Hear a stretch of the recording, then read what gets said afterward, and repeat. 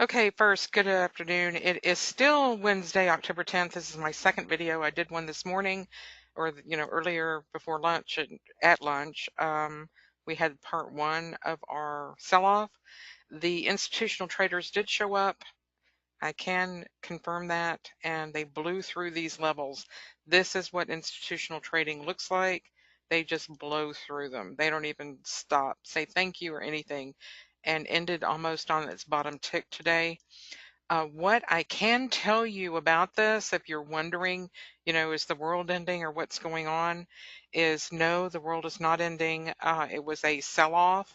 Um, the institutional traders were probably hamstrung, but the 10-year finished unchanged on the day, which is very instructive. And this guy knows exactly what he's talking about. He's like an expert on the bonds, and he's got a point. If we fail to finance our own debt, then the dollar is going to have to be devalued and our stock market is going to crash like, 10 times that amount in one day. This is just a little sell off. It's nothing to be alarmed at.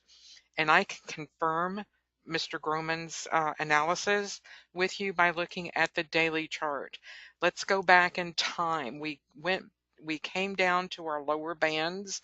I put these bands on my chart because they work in all time frames that you're addressing. Each time you get to the bottom band, you want to trade back to your middle.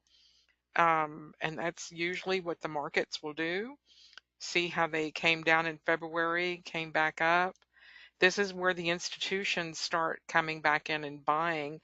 Um, they normally will buy it at this band above the bottom two, but if it does get down to this bottom band, here was a red cloud, this is exactly where they come in and start buying. Now,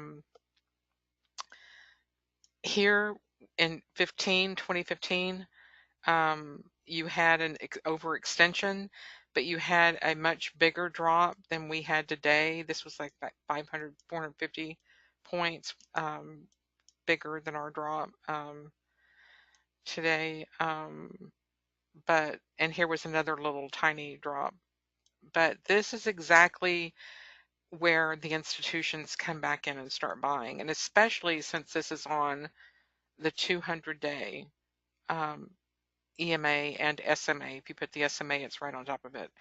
So this is exactly where institutions will start buying. We've got earnings coming out Friday and Monday.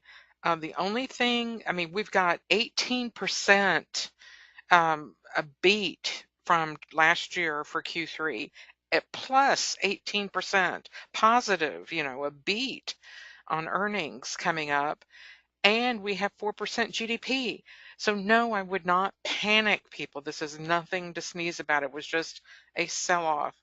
What will be a little bit concerning on these earnings that do come out is these companies are lowering their guidance because the IMF and everyone is saying that the world, China, Japan, Europe, they're battling their own credit QE things, and their growth is much slower than our growth. But all, if I may, inject myself in this, all that needs to happen is for um, President Xi and President Trump to get together, and China and US figure out their trade agreement, and snap your fingers, everything's going to get, I mean, the markets all over the world will start rallying, and then everybody will start growing. So if these countries don't understand this, send me an email. All they have to do is just come to an agreement, and then you can free the world to continue growing and being prosperous. So go into prosperity for your in fourth quarter 2018.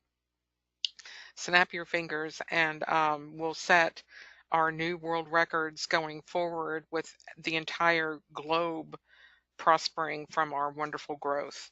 So just work out your trade agreement and everything will be fine. I'm glad I can solve all the world's problems.